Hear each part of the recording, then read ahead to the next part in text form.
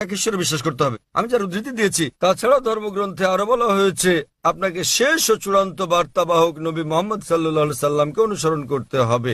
আমি হিন্দু ধর্মগ্রন্থ থেকে উদ্ধৃতি দিতে পারি যেখানে মোহাম্মদ সাল্লাল্লাহু আলাইহি ওয়াসাল্লামের কথা বলা হয়েছে। আপনি পড়ে দেখবেন হিন্দু ধর্মগ্রন্থ ভবিষ্য পুরাণ পর্ব ৩ খণ্ড ৩ অধ্যায় ৩ শ্লোক ৫ থেকে ৮, এতে মোহাম্মদ সাল্লাল্লাহু আলাইহি ওয়াসাল্লামের কথা বলা হয়েছে।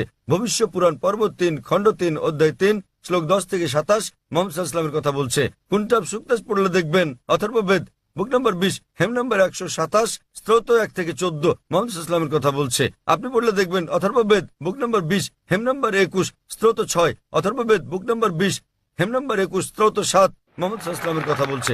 ঋগ্বেদ বুক নম্বর ১ হেম নম্বর ৫৩ স্তোত্র ৯ মোহাম্মদ সাল্লাল্লাহু আলাইহি ওয়াসাল্লামের কথা বলা হয়েছে। যদি পড়েন সামবেদ অগ্নি মন্ত্র নম্বর ৬৪-তে মোহাম্মদ সাল্লাল্লাহু আলাইহি ওয়াসাল্লামের কথা বলা হয়েছে। এমনকি মোহাম্মদ সাল্লাল্লাহু আলাইহি ওয়াসাল্লামকে নাম ধরে উল্লেখ করা হয়েছে। তাকে বলা হয়েছে আহমদ, যার মানে যিনি প্রশংসা করেন।